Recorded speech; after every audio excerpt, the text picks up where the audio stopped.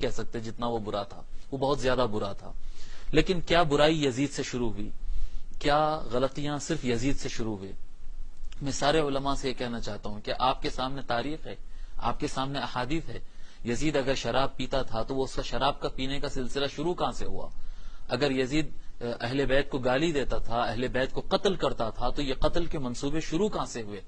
یہ گالی دینا شروع کہاں سے ہوا؟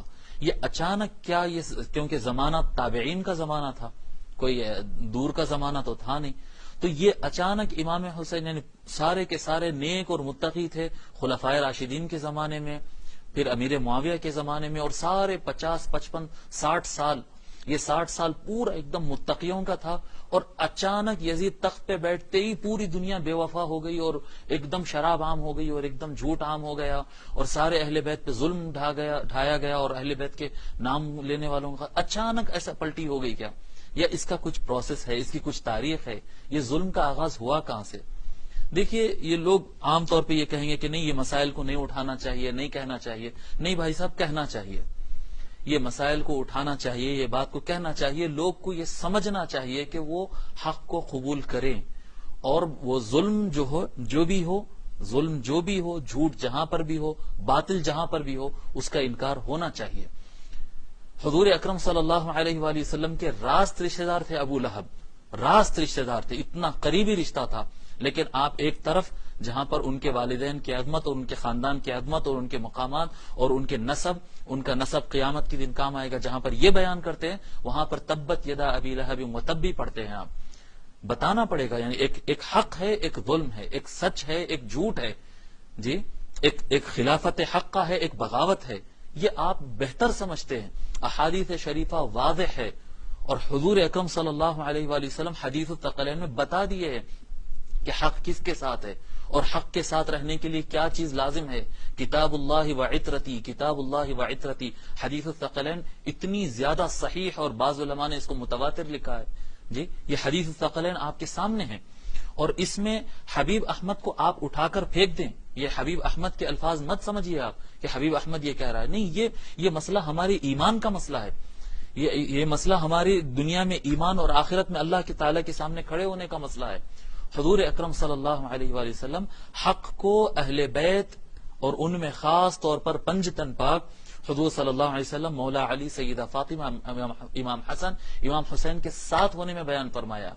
جو مولا علی کے مخالف رہے ہوں، جو امام حسن پر ظلم کیے ہوں، جو امام حسین پر ظلم کیے ہوں، اگر ہم ان کو بھی بچاتے ہوئے چلے، یعنی ہم حق کو بھی راضی رکھنا چاہتے ہیں، باطل کو بھی راضی رکھنا چاہتے ہیں.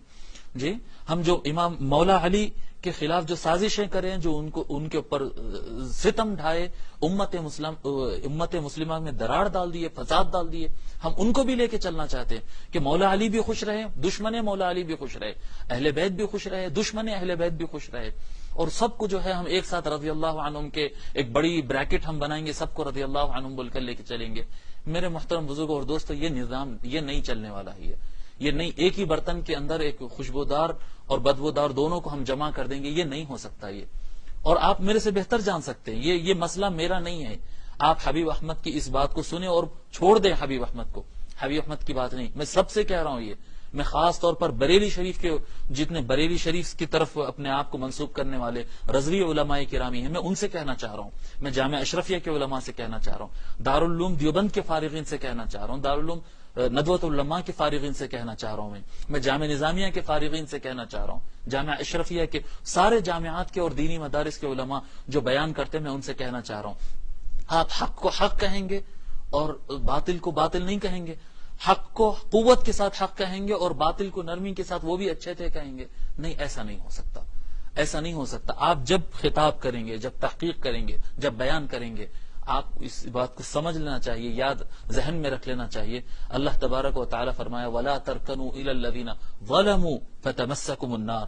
اللہ تبارک و تعالی فرما رہا ہے کہ تم جو لوگ ظلم کیے ان کی طرف اپنا جھکاؤ مت رکھو.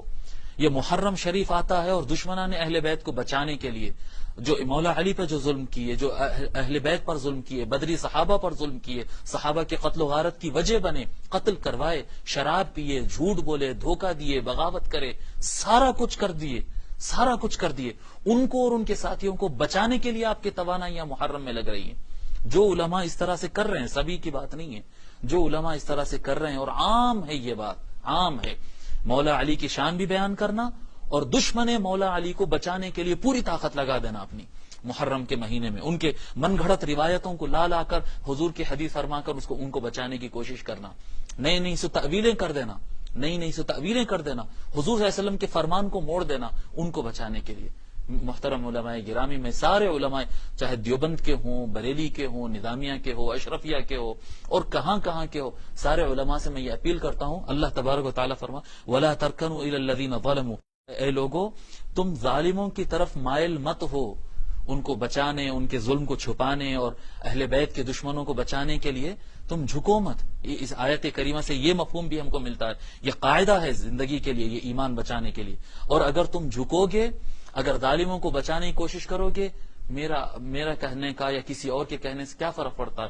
اللہ تعالیٰ جو مالک ہے وہ فرما رہا ہے فَتَمَسَّكُمُ النَّارُ، تم کو دوزخ کی آگ لگ جائے گی۔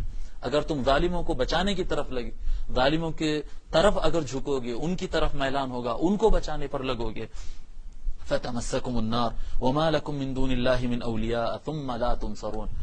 بہرحال میرے الفاظ میں سمجھتا ہوں کہ وہ صحیح نہیں ہے، ہو سکتا میرے الفاظ میں غلطی ہو، قواعد میں غلطی ہو، بیان کرنے کا اسلوب میرا ٹھیک نہ ہو، آپ کو ایسا لگے، مگر میں سارے علماء گرامی سے بیان یہ کرنا چاہ رہا ہوں، اپیل کرنا چاہ رہا ہوں کہ ہم اپنی آخرت کی سوچیں، ہم اپنی آخرت کی سوچیں۔ وہ جو ہیں وہ سیدہ شباب اہل الجنہ ہے، وہ سیدۃ نساء العالمین ہے، وہ ابوہما خیر منہما، حضور صلی اللہ علیہ وسلم فرمائے، ان کے مقامات الگ ہے، ان کے زمرے میں ہو جائیں، بالکل واضح دو ٹوک ہو جائیں، ایسا نہیں چلنا چاہیے، تھوڑا ان کو بھی لے کے چلے، ان کو بھی لے کے نہیں، حق کے ساتھ مکمل طریقے سے ہو جائے، باطل کو مکمل رد کر دیں، ان کی جانبداری، ان کو بچانے کی کوشش نہ کی جائے۔ میں یہ نہیں کہہ رہا ہوں کہ ان کا ہجوم کی جائے، ان کی مخالفت کی جائے، جو مخالفت کرتا ہے وہ بھی برحق کرتا ہے۔ اگر کوئی دشمنان اہل بیت کے خلاف بولتا ہے تو بولنا چاہیے، میں بھی بولتا ہوں، دشمنان اہل بیت کے خلاف بولنا چاہیے، بولنا ہے۔ ام سلمہ رضی اللہ تعالی عنہ ام المؤمنین تو لعنت بھیجتی تھی ان کے اوپر، جو اہل بیت کے دشمن ہیں اور اہل بیت کے قاتل، ان پر لعنت بھیجتی تھی، اور دیگر صحابہ کرام کی روایات ہمارے سامنے ہیں۔ جو کرتے ہیں وہ کرتے ہیں، جو نہیں کرنا چاہتے ہیں وہ خاموش رہیں، لیکن ظالم کو بچانے، ظالم کی خوبیاں بیان کرنے، ظالموں کو بھی اچھا بچانے کی کوشش کر رہے ہیں۔ بھائی صاحب، یہ دنیا کی فائٹ نہیں ہے، یہ دنیا کی فائٹ نہیں ہے، یہ مولاناؤں کا مناظرہ نہیں ہے کہ اس نے یہ کہا، میں نے یہ کہا، اس نے یہ جواب دیا، میں اس کو یہ جواب دیا۔ یہ دنیا کی فائٹ نہیں ہے، یہ آخرت کا مسئلہ ہے۔ جنت کے سرداروں کے ساتھ ہو جاؤ، ثقلین کے ساتھ ہو جاؤ، کتاب اللہ و عترتی کے ساتھ ہو جاؤ، اور ظالموں کی طرف مت جھکو، یہ اللہ تعالیٰ کا حکم ہے۔ پھر مجھے معاف کر دیجئے اگر میں الفاظ میں سخت کچھ اونچ نیچ اگر کہہ دیا ہو، تو جو حضرات سے میں یہ بیان کرنا چاہ رہا ہوں وہ خود یہ بات کو اچھی طریقے سے سمجھ سکتے ہیں۔ اللہ تبارک و تعالی ہم کو صحیح راہ پہ چلنے، حق کو دیکھنے، حق کو سمجھنے، حق کو اپنانے کی توفیق عنایت فرمائے۔ السلام علیکم۔